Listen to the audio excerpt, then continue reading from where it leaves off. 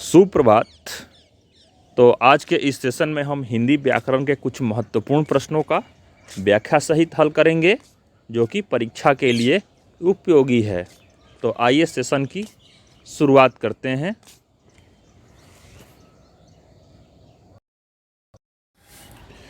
ऐसे शब्द जिसमें लिंग, वचन, कारक आदि के कारण कोई परिवर्तन नहीं होता, उन्हें क्या कहा जाता है? तो इस प्रश्न के लिए हमारे पास 4 ऑप्शन हैं। ए विशेषण, बी अव्यय, सी कारक, डी क्रिया विशेषण। तो इस प्रश्न का सही उत्तर होगा बी अव्यय।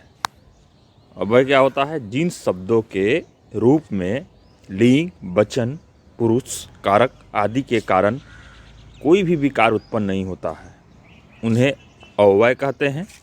ऐसे शब्द हर स्थिति में अपने मूल स्वरूप में बने रहते हैं, अतः ऐसे शब्द अविकारी होते हैं।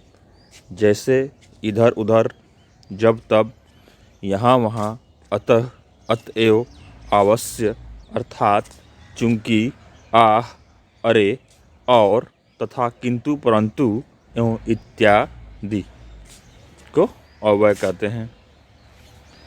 अगला प्रश्न है हमारे सामने। इसलिए, यदि, ताकि, तो, यद्यपि, तथापि, जिसमें, क्योंकि, की, यानी आदि शब्द कौन से अव्यय के अंतर्गत आते हैं? हमारे पास 4 ऑप्शन है।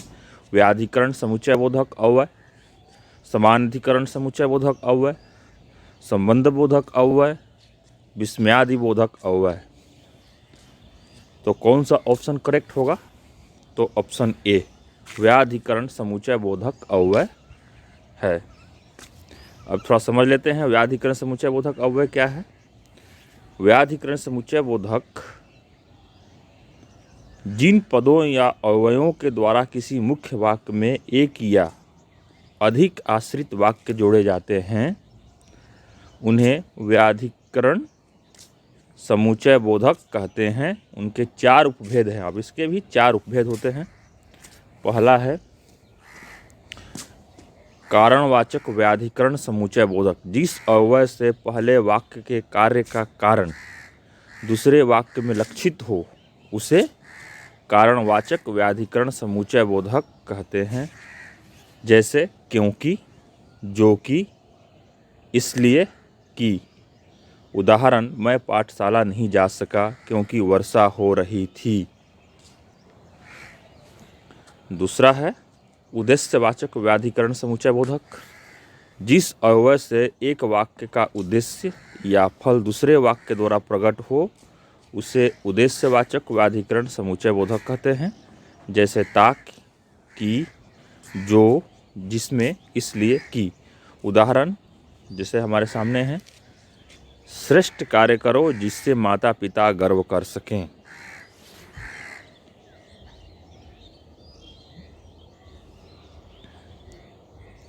जिसमें यहाँ पर जिसमें है माता पिता गर्व कर सकें। मैं वहाँ इसलिए गया था ताकि पुस्तक ले आऊँ। यहाँ इसमें ताकि है, ये समझ गए उद्देश्यवाचक। आगे देखते हैं। आगे है तीसरा उपभेद है संकेतवाचक व्याधिकरण समुच्चय बोधक, जिन शब्दों से 2 योजक उपवाक्यों को जोड़ते हैं उन्हें संकेतवाचक व्याधिकरण समुच्चय बोधक कहते हैं। जैसे यदि, तो, यद्यपि, तथापि, जो, तो, चाहे, परंतु, की। उदाहरण है हमारे सामने, यद्यपि मैंने उनसे निवेदन किया तथापि वे नहीं माने। अगर उसे काम नहीं होगा तथापि वह आ जाएगा।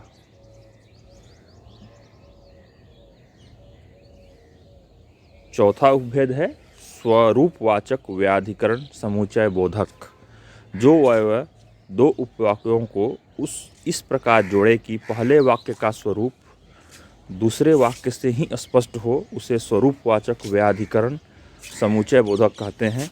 इसके उदाहरण है जैसे यानी, कि, जैसे, जो, अर्थात, मानो।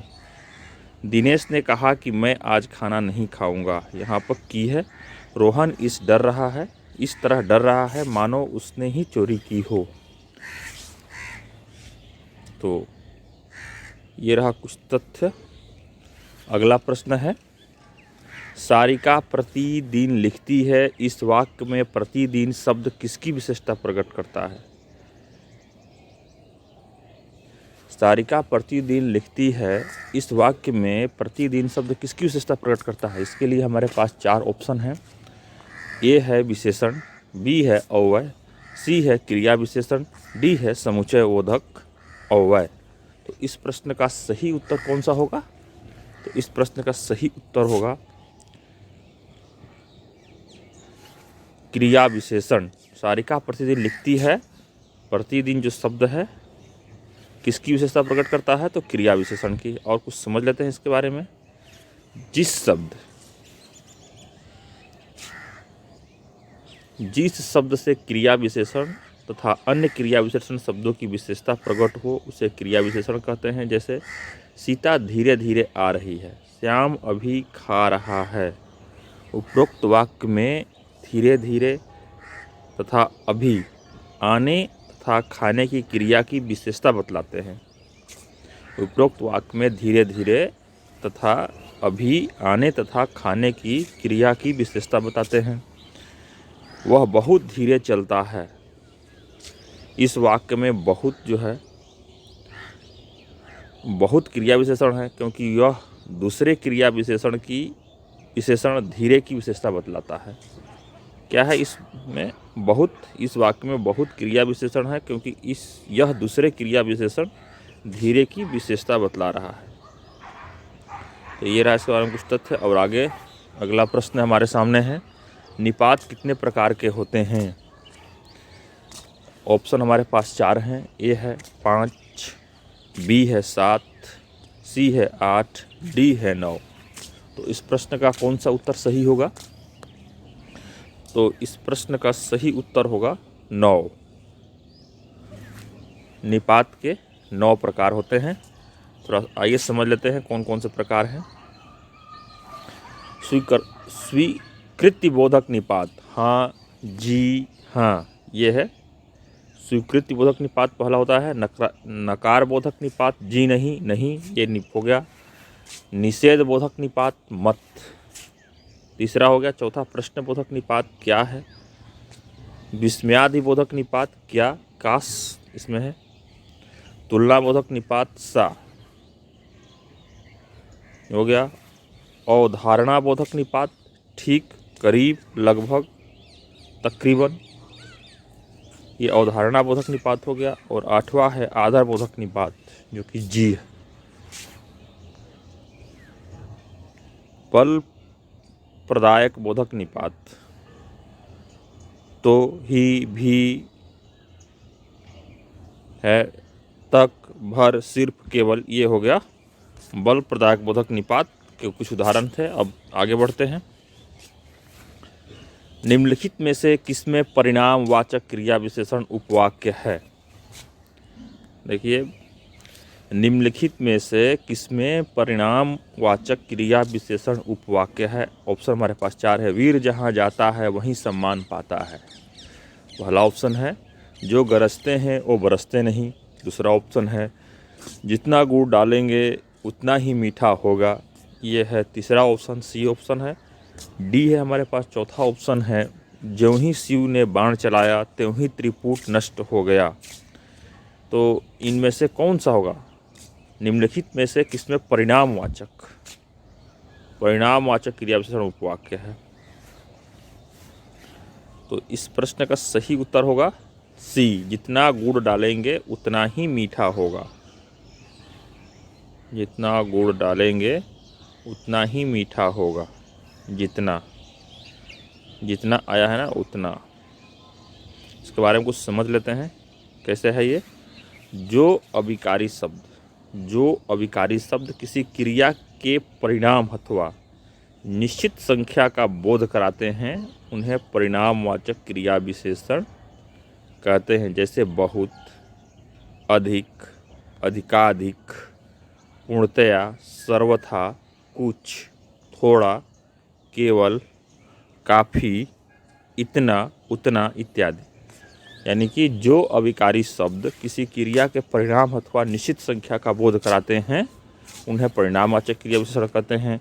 और आपने देख ही लिया, जैसे एक उदाहरण है, जैसे बहुत, अधिक, अधिका अधिक, पूर्णतया, सर्वथा, कुछ, थोड़ा, केवल, काफ़ी, इतना, उतना इत्यादि है।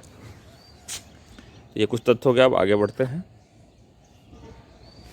अगला प्रश्न हमारे सामने है, गाड़ी धीरे धीरे स्टेशन पर आ गई, इस वाक्य में क्रिया विशेषण है। कौन से क्रिया विशेषण है इसमें? ऑप्शन हमारे पास 4 हैं। आ गई, गाड़ी, स्टेशन, धीरे धीरे। गाड़ी धीरे धीरे स्टेशन पर आ गई, इस वाक्य में क्रिया विशेषण है। ये बहुत ही सिंपल से प्रश्न है। सही उत्तर बताइए इसका। तो इस प्रश्न का सही उत्तर होगा धीरे धीरे। क्रिया विशेषण है गाड़ी धीरे धीरे, ये है क्रिया विशेषण। तो प्रश्न का उत्तर होगा डी। अगला प्रश्न है, सुधा दिन रात पढ़ती है ताकि उसका प्रतियोगी परीक्षा में चयन हो जाए। रेखांकित पद है, यानी कि ये पद क्या है? अब इसके लिए 4 ऑप्शन है हमारे सामने। संबंध बोधक अव्यय, उद्देश्य बोधक, व्याधिकरण समुच्चय बोधक, समानाधिकरण समुच्चय बोधक, निपात। 4 ऑप्शन में से बताइए कि सुधा दिन रात पढ़ती है में ताकि क्या है? यहाँ पर जो ताकि आया है उसका प्रतियोगी परीक्षा में चयन हो जाए। हमारे पास 4 ऑप्शन है। संबंध बोधक अव्यय, उद्देश्य बोधक, व्याधिकरण समुच्चय बोधक, समानाधिकरण समुच्चय बोधक और निपात। तो इस प्रश्न का सही उत्तर होगा उद्देश्य बोधक, व्याधिकरण समुच्चय बोधक। रेखांकित पद है, इसके बारे में कुछ समझ लेते हैं। ऐसे शब्द जो किन्हीं 2 वाक्यों को जोड़कर उनका उद्देश्य प्रकट करते हैं। ऐसे वाक्य कौन से, कैसे शब्द? ऐसे शब्द जो किन्हीं 2 वाक्यों को जोड़कर उनका उद्देश्य प्रकट करते हैं, वे शब्द उद्देश्य बोधक या उद्देश्यवाचक व्याधिकरण समुच्चय बोधक कहलाते हैं। जैसे ताकि, कि, जो, इसलिए कि, जिसमें आदि। फिर एक बार रिपीट कर देते हैं। ऐसे शब्द जो किन्हीं 2 वाक्यों को जोड़कर उनका उद्देश्य प्रकट करते हैं, वे शब्द उद्देश्य बोधक या उद्देश्यवाचक व्याधिकरण समुच्चय बोधक कहलाते हैं। जैसे ताकि, कि, जो, इसलिए कि, जिसमें आदि।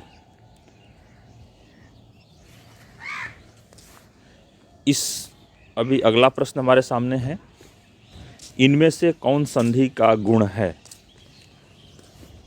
प्रश्न है, इनमें से कौन संधि का गुण है? जैसे कि पहला है, ऑप्शन हमारे सामने है, संधि निरर्थक अक्षरों को मिलाकर सार्थक शब्द बनाती है। संधि में समास होता है।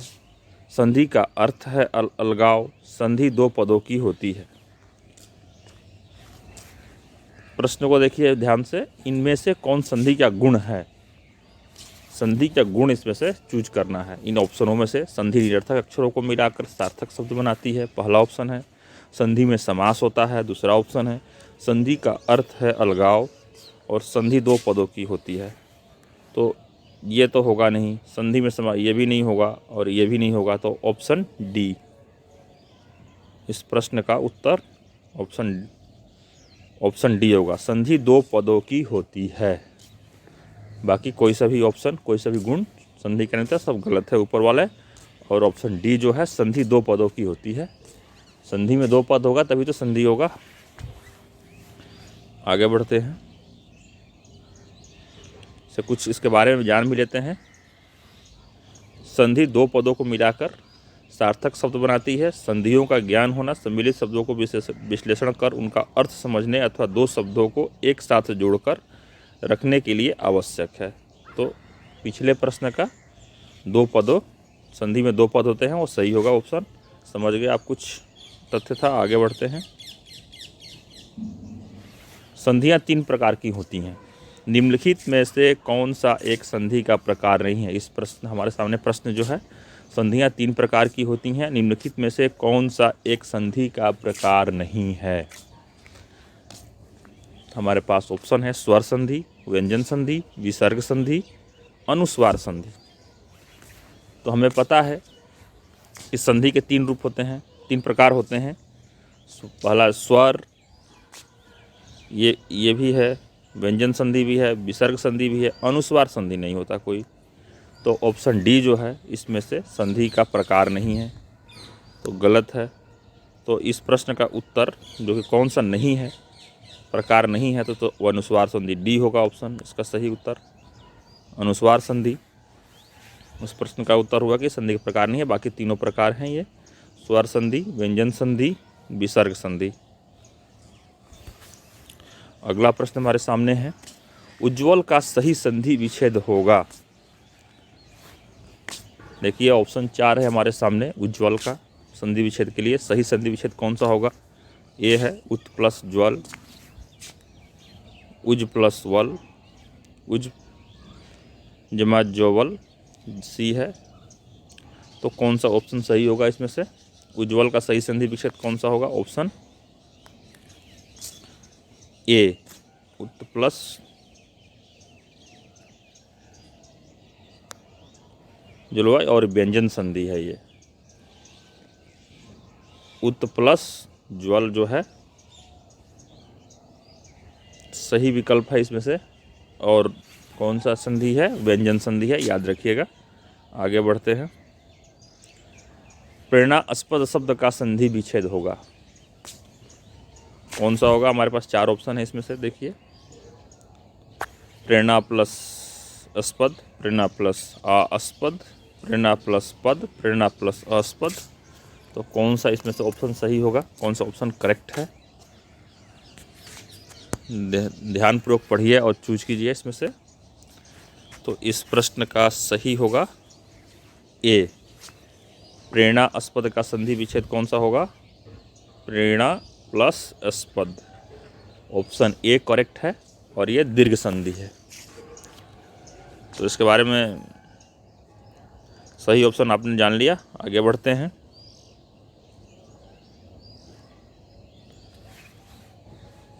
स्वर वर्णों में अगला प्रश्न हमारे सामने है, स्वर वर्णों में से वह कौन सा वर्ण है जिसकी कोई मात्रा नहीं होती है? पहला ऑप्शन है अ, ई, ब, उ, स, री, द, अ। तो कौन सा स्वर वर्णों में से कौन सा वर्ण है जिसकी कोई मात्रा नहीं होती है? तो हमें पता है कि उसका ऑप्शन कौन सा होगा? द होगा, अ की कोई मात्रा नहीं होती। तो इस प्रश्न का सही उत्तर होगा अ। अगला प्रश्न है, धोबी का कुत्ता न घर का न घाट का, इस लोकोक्ति का सही अर्थ बताइए। धोबी का कुत्ता न घर का न घाट का, इस लोकोक्ति का सही अर्थ बताइए। तो इस लोकोक्ति के लिए हमारे पास 4 ऑप्शन दिए गए हैं। किसी का विश्वास पात्र बनकर नहीं रहना, पहला ऑप्शन है। दूसरा ऑप्शन ब है, घर और घाट पर थोड़ी थोड़ी देर रहना। तीसरा ऑप्शन है, धोबी के कुत्ते का गायब हो जाना। और द है, धोबी के कुत्ते का जंगल में भाग जाना। तो हमें पता है कि कोई सा भी ऑप्शन करेक्ट नहीं है। किसी का विश्वास पात्र बनकर नहीं रहना, ऑप्शन अ इस प्रश्न का सही उत्तर होगा। धोबी का कुत्ता न घर का न घाट का, इस लोकोक्ति का सही अर्थ होगा किसी का विश्वास पात्र बनकर नहीं रहना। आगे चलते हैं, घर की मुर्गी दाल बराबर, इसका सही अर्थ बताइए। घर की मुर्गी दाल बराबर का सही अर्थ बताइए। अगला प्रश्न हमारे सामने है, इसका लिए 4 ऑप्शन दिए गए हैं। मुर्गी और दाल का समान वजन। दूसरा ऑप्शन है, मुर्गी और दाल की अदली बदली करना। तीसरा ऑप्शन है हमारे सामने, घर की चीज़ों को महत्व नहीं देना। और मुर्गी में दाल मिलाकर पकाना। तो इस प्रश्न का सही उत्तर क्या होगा? इस प्रश्न का सही उत्तर होगा, घर की चीज़ों को महत्व नहीं देना। घर की मुर्गी दाल बराबर का सही अर्थ क्या होगा? घर की चीज़ों का महत्व नहीं देना। तो इस प्रश्न का सही उत्तर होगा ऑप्शन स, घर की चीज़ों को महत्व नहीं देना। अगला हमारे इनमें से कौन सोने का पर्यायवाची नहीं है? ऑप्शन हमारे पास 4 दिए गए हैं कि इनमें से सोने का पर्यायवाची नहीं है। पर्यायवाची नहीं चुनना है, कौन सा प्रश्न नहीं है। कनक कौन सा है? कंचन है, स्वर्ण है, रजत। तो इस प्रश्न का सही उत्तर होगा द, रजत नहीं होगा। बाकी सभी पर्यायवाची हैं, कनक भी पर्यायवाची है, कंचन भी है और स्वर्ण भी है। तो इस प्रश्न का सही उत्तर होगा रजत। प्रश्न का सही उत्तर आपने जान लिया। आगे बढ़ते हैं।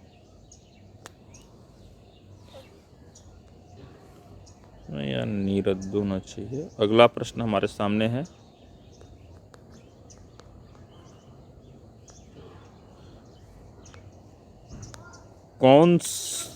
इनमें से कौन बादल का पर्यायवाची नहीं है?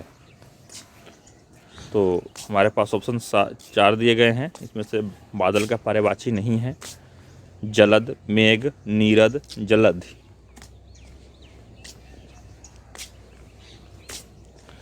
बादल का पर्यायवाची इनमें से नहीं है, वो देखना है। जलद है, पर्यायवाची है, मेघ भी है, और ये थोड़ा सा मिसप्रिंट हो गया था, नीरद होगा। ये नीरद भी है और जलधि, जो कि जलधि नहीं होगा, द नहीं होगा इसमें। समुद्र होता है इसका। तो इस प्रश्न का सही ऑप्शन होगा द, जलधि, और ये हो जाएगा नीरद। इसको नीरद थोड़ा लिख लीजिएगा, ये गलत हो गया है, नीरद। तो इस प्रश्न का उत्तर होगा जलधि।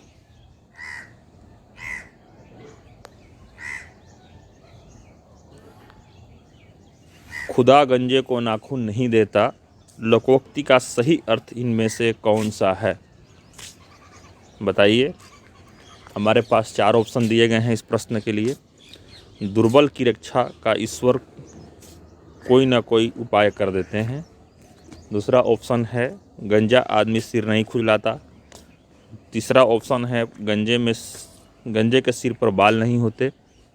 चौथा ऑप्शन है गंजा आदमी गंजी पहनकर रह लेता है।